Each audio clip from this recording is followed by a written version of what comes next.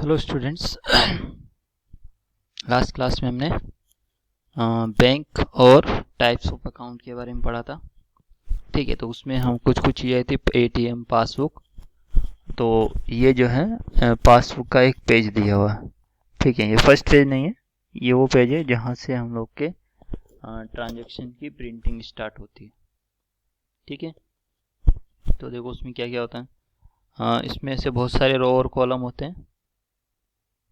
तो first column में क्या लिखा हुआ है, लाइन नंबर। ठीक है, जो नंबर 1 2 3 4 5 6 ऐसे। फिर सेकंड कॉलम में डेट, जिस डेट को हमने जो ट्रांजैक्शन किया है वो लिखा होता है। ठीक है, तो इसी के हिसाब से डेट बढ़ती जा रही है। ठीक है, फरवरी का ये इसमें डिस्क्रिप्शन दिया हुआ है 2016 का।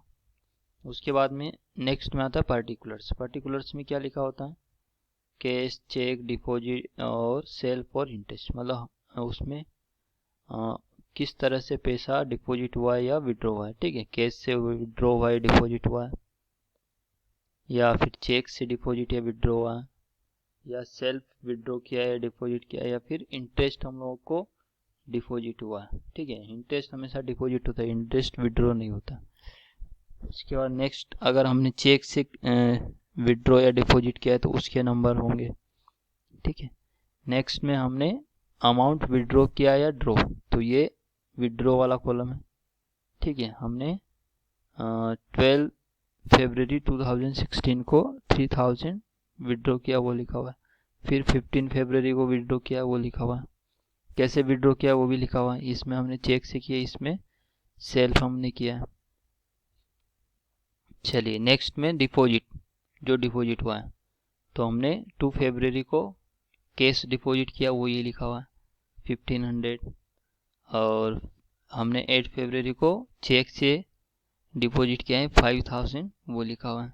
और 26 फरवरी को हमको इंटरेस्ट क्रेडिट हुआ है 135 रुपीज़ का। ठीक है, इंटरेस्ट जो हम लोग का अमाउंट होता है उसके हिसाब से मिलता रहता है, जो बैंक में हमारा अकाउंट अमाउंट रहता है डिपॉजिट। ठीक है, इधर होता है फिर बाकी बैलेंस। ठीक है, ये टोटलिंग करता रहता है इधर। जैसे कुछ रुपए होंगे, उसके बाद हमने कुछ डिपॉजिट किया तो हमारे पास टोटल हो गए 7000। फिर हमने 5000 और डिपॉजिट किया तो 12000 हो गए। फिर यहाँ से हमने विड्रॉ कर लिए 3000, तो 9000 बचा। फिर 1500 और विड्रॉ किया तो 7500 बचा। और 135 हम लोग को डिपॉजिट हुआ, तो वो ऐड होके 7635 रुपीज हो गया। ठीक है, तो ये पासबुक का एक पेज होता है। आप अपने घर पे देख सकते हैं, आपके पेरेंट्स की जो, या कोई भी, अगर आपका खुद का अगर अकाउंट है तो उसमें देख सकते हैं ऐसा कुछ होता है। हाँ, पासबुक के पेज है। ठीक है, और इसको हमको प्रिंट कराना पड़ता है। ठीक है, ये अपने आप नहीं आता है। हम लोग जब भी बैंक में कुछ ट्रांजेक्शन करते हैं तो बैंक वाले को देके या फिर हाँ मशीन में हमको ये डिटेल्स जो है वो प्रिंट करानी पड़ती है। ठीक है, चलिए अब हम लोग आते हैं सिंपल इंटरेस्ट। ठीक है, तो इंटरेस्ट क्या होता है वो समझ में आता होगा किसी को, नहीं समझ में आता तो सिंपली से देखो। जैसे कोई भी चीज़, जैसे हम लोग व्हीकल की बात करते हैं। ठीक है, व्हीकल कुछ लोग हम लोग किराए पे लेते हैं, तो हम लोगों को उसको पैसा देना पड़ता है। ठीक है, और साथ में जो भी हमने साधन लिया था रेंट पे, वो तो देना ही पड़ता है साथ में। तो एक तरह से जो हम लोग रेंट दिए उसका, वो एक तरह से उसका इंटरेस्ट हो गया उस व्हीकल का। और वही है हम लोग रेस्पेक्ट में बात करते हैं, अमाउंट मतलब पैसों के रेस्पेक्ट में या मनीष के रेस्पेक्ट में। तो अगर हमने किसी से कुछ रुपए लिए हैं, मान लो 10,000 रुपये लिए हैं, और हम उसको 1 साल बाद वो 10,000 रुपीज़ रिटर्न करते हैं, तो हमको 10,000 तो देने हैं, साथ में कुछ एक्स्ट्रा मनी और देना पड़ता है। ठीक है, उस एक्स्ट्रा मनी को हम बोलते हैं इंटरेस्ट। ठीक है, क्योंकि उतने में तो कोई देगा नहीं हमको कि जितने हैं, और 10 साल बाद हम उतने ही 10,000, क्योंकि टाइम टाइम पे मनी चेंज का वैल्यू चेंज होता रहता है, इसलिए हमको जिससे भी हम पैसे लेते हैं उसको उस मनी के अलावा कुछ एक्स्ट्रा मनी देना पड़ता है। वो एक्स्ट्रा मनी जो होता है उसी को हम लोग इंटरेस्ट बोलते हैं। ठीक है, तो इंटरेस्ट समझ में आ गया हो, एक्स्ट्रा मनी जो हमको देनी पड़ती है उसको इंटरेस्ट बोलते हैं। ठीक है, तो जो हम लोग अमाउंट लेते हैं या देते हैं, ठीक है, दोनों तरह से, उसको बोलते हैं हम प्रिंसिपल वैल्यू या प्रिंसिपल अमाउंट, ठीक है। और इंटरेस्ट तो समझ में आ गया, प्लस अगर दोनों जो हम लोग टोटल मिला के देते हैं उसको बोलते हैं अमाउंट या टोटल अमाउंट, ठीक है। जिससे हमने पैसे लिए हैं उसको हमको इंटरेस्ट भी देना पड़ेगा, तो वो इंटरेस्ट प्लस प्रिंसिपल जो होगा उसको बोलते हैं अमाउंट या टोटल अमाउंट, ठीक है। तो ध्यान रखना, अमाउंट में इंटरेस्ट प्लस प्रिंसिपल होता है, ठीक है। आप क्वेश्चन करते हैं जैसे Neha took a loan of 50,000 rupees at 12 PCPA। PCPA मतलब क्या है, ये percentage per annum, to buy a two wheeler, what amount will she return to the bank at the end of 1 year, ठीक है। मतलब उसने बैंक से, ठीक है, बैंक से भी ले सकते हैं हम लोग और कोई किसी पर्सन से भी ले सकते हैं, तो यहाँ पे बैंक के लिया हुआ, तो उसने 50,000 रुपये लिए 1 ईयर के लिए, ठीक है।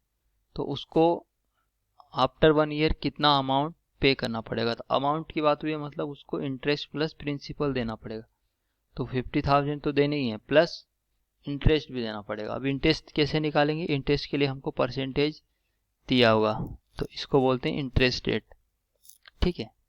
अब इसका क्या मीनिंग होता है वो समझेंगे आगे, ठीक है। तो हमको इंटरेस्ट निकालने के लिए इंटरेस्ट रेट दिया होगा, ठीक है।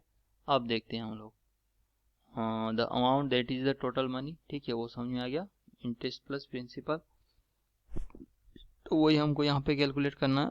द प्रिंसिपल इज 50,000 रुपये, ये भी समझ में आ गया। अब 12% का क्या मतलब है, 12% मतलब अगर परसेंटेज वाला चैप्टर आपने पढ़ा होगा तो परसेंटेज हम लोग 100 पे निकालते, तो इंटरेस्ट रेट मेरा 12% पर एनम है, पर एनम मतलब पर ईयर, तो उसका मीनिंग ये होता है कि हमको उसको 12 रुपीज़ दें, अगर हमने 100 रुपीज़ लिए तो आफ्टर 1 ईयर हमको उसको 12 रुपीज़ एक्स्ट्रा देना पड़ेगा एज ए इंटरेस्ट, ठीक है। इसका मीनिंग होता है परसेंटेज पर एनम का, ठीक है। तो अगर हमने 12% पर एनम में लिया है 100 रुपीज़, तो हमको 12 रुपीज़ एक्स्ट्रा देना पड़ेगा, मतलब 112 रुपीज़ देना पड़ेगा। मान लो हमने 25% पर एनम में लिया है 100 रुपीज़, तो हमको कितना देना पड़ेगा 25 रुपीज़ एज ए इंटरेस्ट, तो आफ्टर 1 ईयर टोटल अमाउंट कितना देना पड़ेगा 125 रुपीज़, ठीक है। तो ये परसेंटेज का मीनिंग होता है, ठीक है। तो यही लिखा हुआ है, एट 12% पर annum the interest on 100 rupees for 1 year is 12 rupees, ठीक है। तो we shall write the ratio of interest to capital in 2 ways to obtain an equation, ठीक है। On 50,000 rupees let the interest be x rupees and on 100 rupees the interest is 12 rupees, ठीक है। तो हम लोग क्या क्या करेंगे, प्रिंसिपल और इंटरेस्ट का रेशियो लगा के प्रोपोर्शन यूज करेंगे, ठीक है। तो माना हमने क्या किया, हमने 50,000 के लिए इंटरेस्ट x है और 100 रुपीज़ के लिए कितना है 12, ये पता है, तो उसी का हमने रेशियो इक्वल कर दिया, तो x upon 50,000 equal to 12 upon 100। अब यहाँ से हमको x निकालना है, तो उसके लिए 50,000 से मल्टीप्लाई कर दिया, फिर सोल्व कर लिया, तो x कितना आ गया 6,000। तो 6,000 क्या है, ये हमारा इंटरेस्ट आया है, ठीक है, टोटल अमाउंट नहीं है, ये केवल इंटरेस्ट आया क्योंकि x को हमने इंटरेस्ट एज्यूम किया था, ठीक है। यहाँ से x आ गया, अब हमको टोटल अमाउंट देना है बैंक को, तो प्रिंसिपल में ऐड कर देंगे, तो प्रिंसिपल प्लस इंटरेस्ट ऐड किया तो कितना हो गया 50,000 प्लस 6,000 56,000, तो उसको 56,000 रुपीज़ देना पड़ेगा आफ्टर 1 ईयर्स, ठीक है। अब टाइम, अगर टाइम बढ़ता तो उसको ज़्यादा देना पड़ता, मतलब आफ्टर 2 ईयर्स देता तो और ज़्यादा देना पड़ता, ठीक है। तो ये हमने किया बिना विदाउट यूजिंग फॉर्मूला, बट इसका एक फॉर्मूला होता है उसको हम लोग डिराइव करते हैं, ठीक है। ऐसे भी कर सकते हो और विद फॉर्मूला भी कर सकते हो, तो फॉर्मूले से हम करते हैं। तो उसके लिए हम लोग जो हम लोग हैं principal interest rate time assume करते हैं, तो प्रिंसिपल और जो इंटरेस्ट रेट होता है तो फिक्स रहता है, वो चेंज नहीं होता है, ठीक है। और इंटरेस्ट कैलकुलेटेड हम लोग जो करते हैं उसी को सिंपल इंटरेस्ट बोलते हैं, ठीक है। जिसके लिए इंटरेस्ट रेट और प्रिंसिपल फिक्स होता है उसी को ही हम लोग सिंपल इंटरेस्ट बोलते हैं।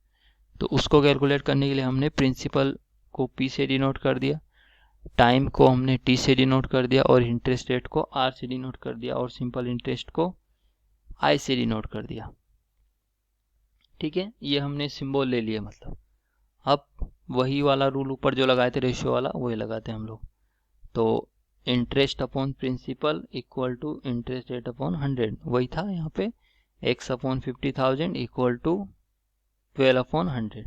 ठीक है, अब हमको निकालना है इंटरेस्ट, इसलिए p को इधर मल्टीप्लाई कर देंगे तो i equal to p into R upon 100 हो जाएगा।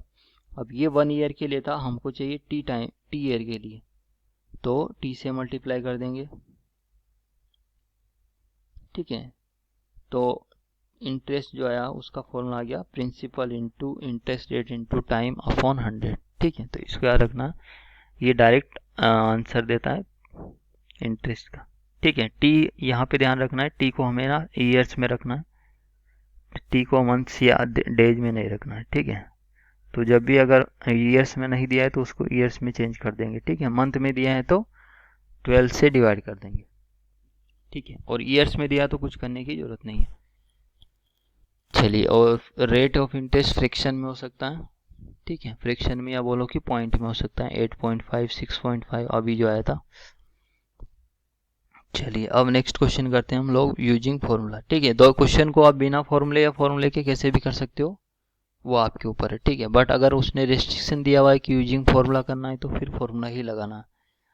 तो नेक्स्ट क्वेश्चन क्या है, द संदीप भाऊ borrowed 1,20,000 rupees from a bank for 4 years at the rate of 8.5% per annum for his son education। ठीक है, उसने अपने बच्चे के एजुकेशन के लिए 1,20,000 rupees का लोन लिया है। कितने साल के लिए, 4 years के लिए, और उसका इंटरेस्ट कितना है, 8.5। ठीक है, what is the total amount he returned to the bank at the end of that period। that period मतलब after 4 years। तो हमको क्या निकालना है, टोटल अमाउंट निकालना है, मतलब प्रिंसिपल प्लस इंटरेस्ट। तो प्रिंसिपल तो दिया है तो हमको इंटरेस्ट निकालना है। तो देखो प्रिंसिपल कितना है, 1,20,000, तो पी का वैल्यू हो गया, आर ये हो गया। अच्छा, यहाँ पे ये पूरा सी की वजह वो परसेंटेज का साइन भी बना सकता है, तो उससे कंफ्यूज नहीं हो जाना। और टाइम कितना दिया, 4 years, तो ये टी का वैल्यू हो गया, लगा दिया फॉर्मूला हमने। तो इंटरेस्ट इक्वल टू कितना आएगा, P into R into T upon 100। ठीक है, तीनों वैल्यू रख दिए। उसके बाद में सॉल्व कर रहे हैं तो ये पॉइंट वाला है, इसको पॉइंट हटाने के लिए नीचे हमने एक जीरो लगा दिया, मतलब 10 लगा दिया। अब सॉल्व करेंगे तो 3 जीरो है, ऊपर 4 जीरो है, तो 3 जीरो इसके कट जाएंगे, तो 120 बचा। 85 इंटू 4, इनको मल्टीप्लाई कर लिया सिंपल, तो कितना आ गया, 40,800। तो ये क्या है हमारा इंटरेस्ट। हमको क्या चाहिए था, टोटल अमाउंट। टोटल अमाउंट कैसे आता है, प्रिंसिपल प्लस इंटरेस्ट, तो दोनों को ऐड कर दिया, 1,20,000 प्लस 40,800 को टोटल किया तो ये आ गया। ठीक है, 1,60,800। तो ये हमारे को उसको देना पड़ेगा आफ्टर 4 years। तो देखो कितना लिया था, 1,20,000 लिया था, वो देना पड़ रहा है 1,60,800। ठीक है, अच्छा इसमें क्वेश्चन थोड़ा सा ऐसे पूछ सकता है कि प्रिंसिपल वैल्यू ये है, टोटल अमाउंट ये दिया है, तो इंटरेस्ट निकालना है, तो क्या करेंगे, दोनों का डिफरेंस, तो उससे इंटरेस्ट आ जाएगा।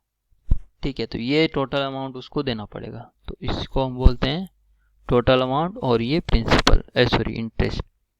तो क्या पूछा है वो डिपेंड करता है। ठीक है, अगर इंटरेस्ट पूछा है तो यहीं पे हमारा क्वेश्चन खत्म हो जाएगा, और टोटल अमाउंट पूछा है तो प्रिंसिपल में ऐड कर देंगे। ठीक है, तो ऐसे हम लोग सिंपल इंटरेस्ट के क्वेश्चन करते हैं, विद फॉर्मूला और विदाउट फॉर्मूला।